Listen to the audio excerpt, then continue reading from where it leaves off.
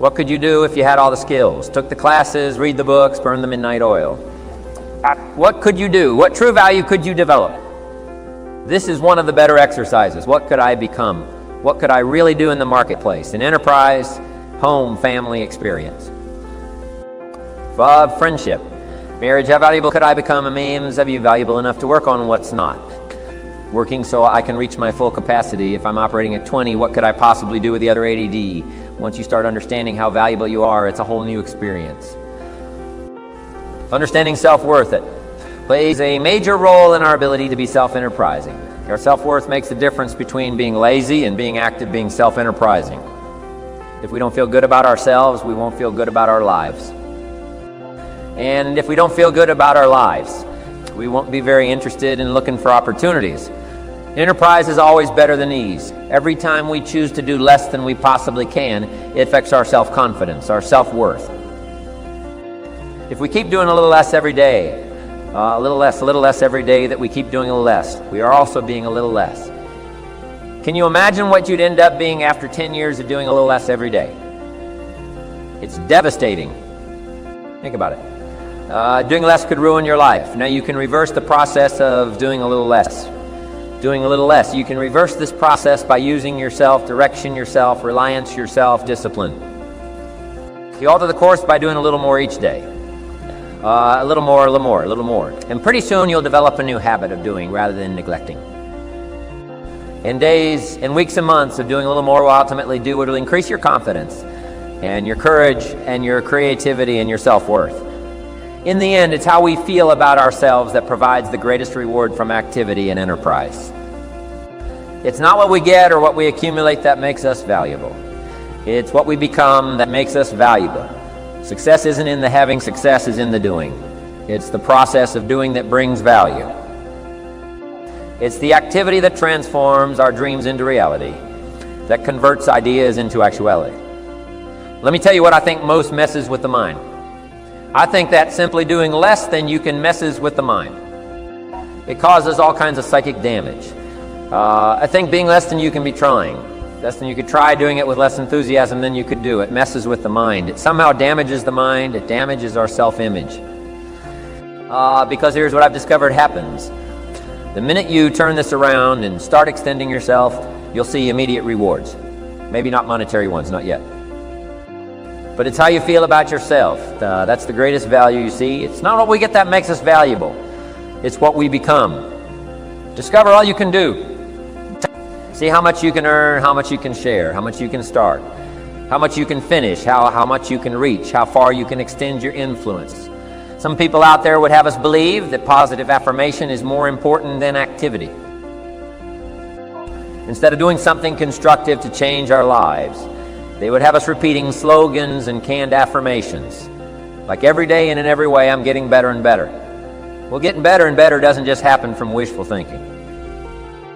Getting better and better only happens with the discipline of doing better and better.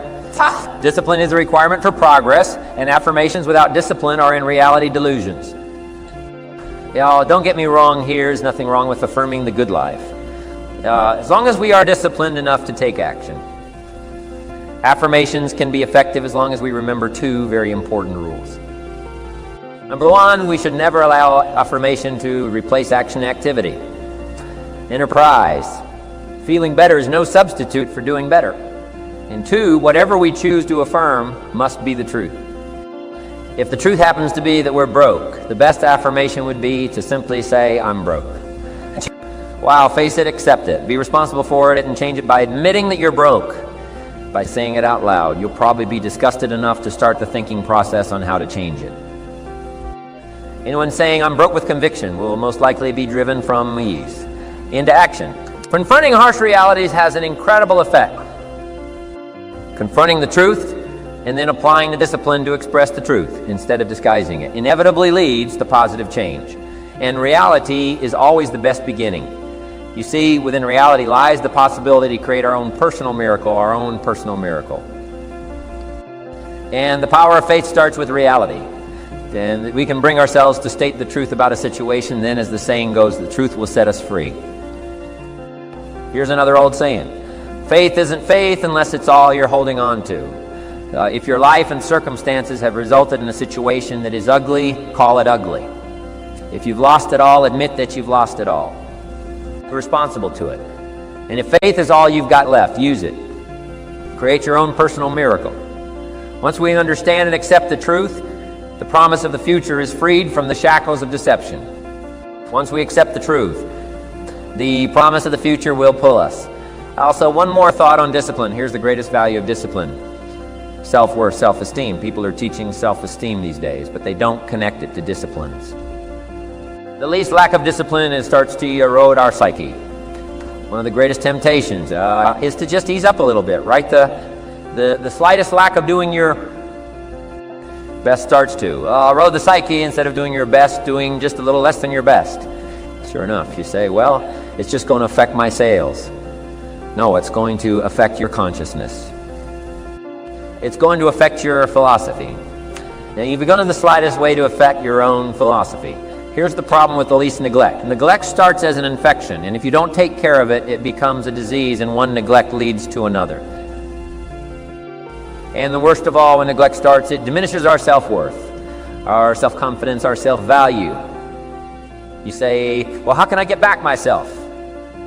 Respect. I'm telling you, you don't have to go to 29 classes. All you have to do is start the smallest discipline that now corresponds to your own philosophy, like I should and I could and I will.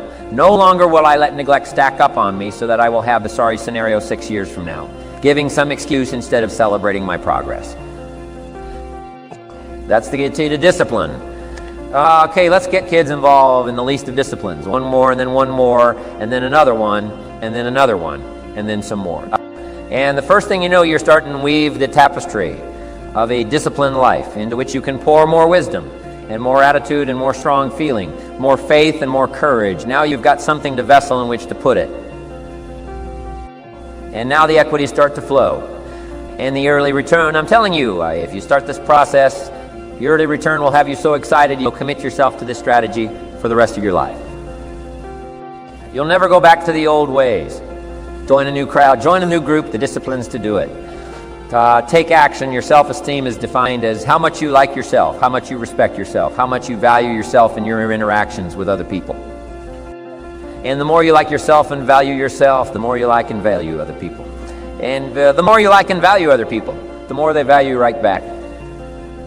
We also found out that self-esteem is like physical fitness. You can actually build your self-esteem consistently over time by doing and saying certain things. So the starting point of building your self-esteem is for you to have a clear sense of who you are and what you want. Let's say, what are your very best qualities?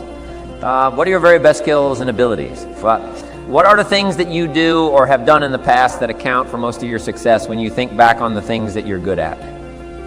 And the things that you enjoy and the things that make you happy.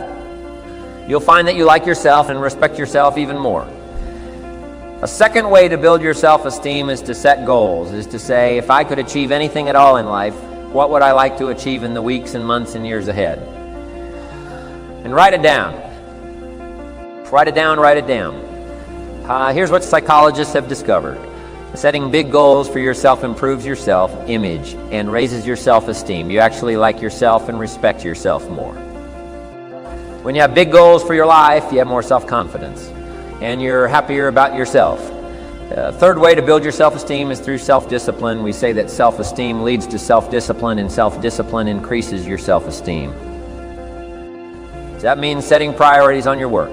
Saying to yourself, what is the most important thing I could do right now? And then disciplining yourself to do that. Now here's the key, and it's the great key to success. It's called task completion. Whenever you start and complete a task yourself, esteem goes up. You like and respect yourself more. You feel like a winner because completing a task is like crossing a finish line. It gives you a feeling of winning. So if you start and complete any task yourself, esteem goes up. If you start and complete your most important task yourself, esteem goes. It goes up very high and you feel sometimes exhilarated. Your brain releases endorphins, which are called nature's happy drug. They make you happy, and not only that, they motivate you to want to do more things and to do the better and to do them sooner as well. So those are some of the ways to raise your self-esteem. and especially underlying everything that you do by repeating the magic words. I like myself, I like myself, I like myself, know who you are. Set clear goals. Work on the most important things that you can do, achieve those goals, and discipline yourself to complete your tasks. And your self-esteem will go up and up and up.